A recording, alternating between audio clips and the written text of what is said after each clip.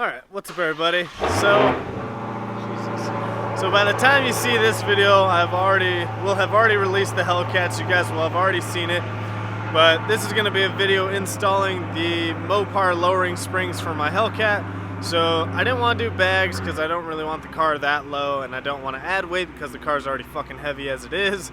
So I just decided to do the Mopar OEM lowering springs, that way I can still use the adaptive control with the suspension settings. So we're going to install those today. Misa's going to finish up a couple of minor things like the mirrors and a couple other things, but like I said, once you see this video, you have already seen that the Hellcat's completed. I just want to do a separate video on installing the lowering springs, so let's get to it. Alright, so I'm going to start with the front, break the lug nuts loose, jack up the car, get the tire off, and then start working on it from there.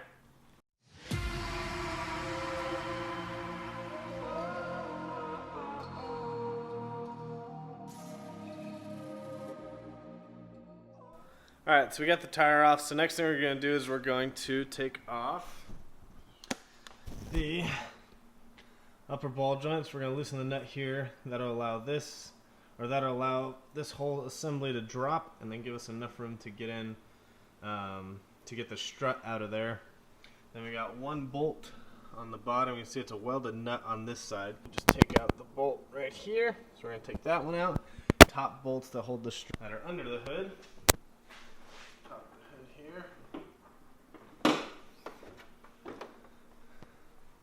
So you just take this little cover off, just pops off. Then we gotta loosen these three, and then that'll drop the strut down.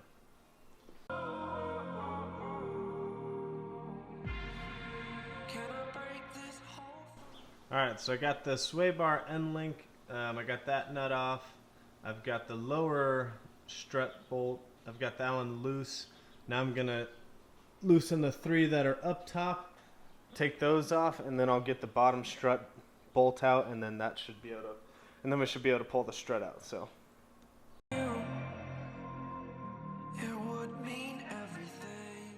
So we got the first strut out. Definitely have to get this baby out so you can have enough droop to get the strut out. So now we either need to go rent a spring compressor tool or use ratchet straps, which is really ghetto. I've done it before. That's not fun. So we'll probably just go rent a spring compressor tool, make it easier on ourselves, and we'll start slapping the springs in. To me, if I do.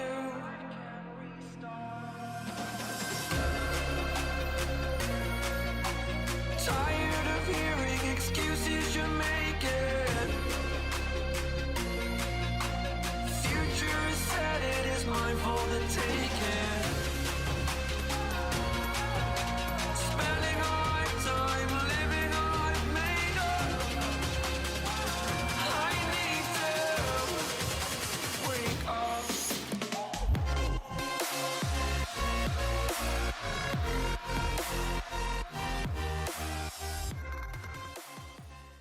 Alright, so we just got back from Advanced Auto Parts. It's like $54 to rent the spring compressor tool, but when you bring it back, they refund you all your money, so it's technically free. And you're an idiot if you steal it because they only sell it for $34. So don't be dumb and steal it. So yeah, we got it on there, tightened it down, loosened the top nut. So it's all loose now. All we got to do is swap in the new spring and then tighten it back up and install that one back on, and then on to the next one. Alright, so the front lowering spring is in, everything's torqued down. Now we just gotta put the strut back in, put the ball joint back in, put the sway bar end link back in, tighten everything up, put everything back together, and then start working on the other side. And there's Misa, still working on the antenna. It's kicking his ass, isn't it, Misa? I don't know why, dude. I've done antennas before. Always an excuse with you, isn't there? It's not an excuse. Drink your goddamn soda. See, guys? That's teaching him something right now. What exactly? Alright, so the upper ball joint's back in. Now we just got to tighten the lower shock bolt, tighten back the sway bar end link bolt in there, put the nut on it and tighten that, torque it down. Then torque down the top three ones, and then we're on to the other side. Alright, so after you torque everything down, before you mount the tire back on, make sure you plug back in the active dampening control system, because you do need to unplug that in order to get the strut out of there. Alright?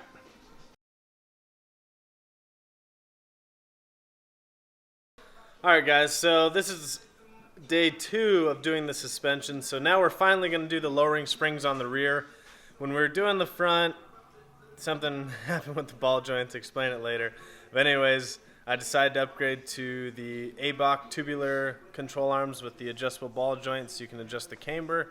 So that's what took longer on the front, and that's why this is day 2 of doing the lowering springs, because now we're just finally getting to the rear. So let's knock out the rear.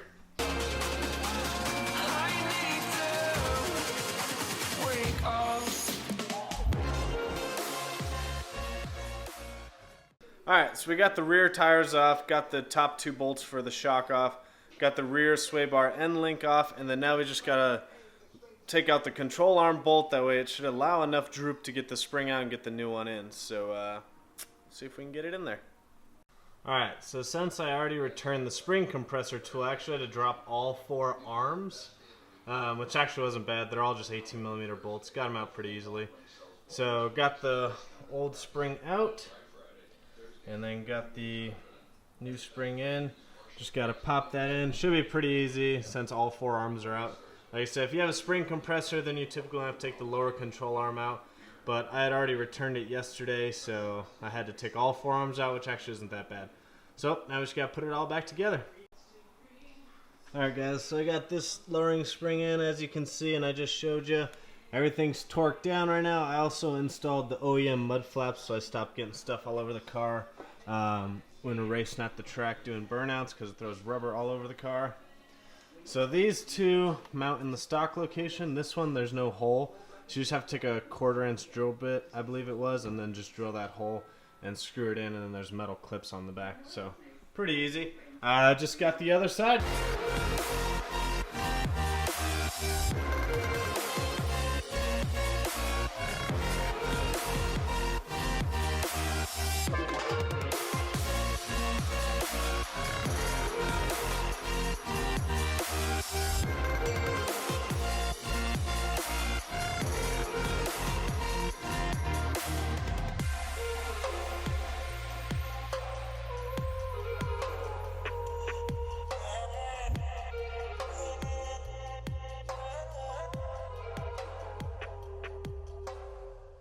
Alright, so let me see this huge mark on my face. But we got the other side in. Just gotta hook up all the control arms, torque everything down, put the wheel back on, torque the wheel down, and then we will be all done. Make sure anytime you do suspension or steering work, you get an alignment right after, and then every couple 100 miles you should check it, make sure everything's still good, because once you drive it around, everything will kind of settle in, and you just want to make sure that everything stays torqued down. So after a couple 100 miles, we'll check everything. But I've got an alignment appointment today at 4 o'clock, so it looks like we'll be able to get that in today, and then the car should be good to go. Make sure you guys always comment, like, subscribe, follow me on Instagram and Snapchat at VanV39. We'll see you on the next one.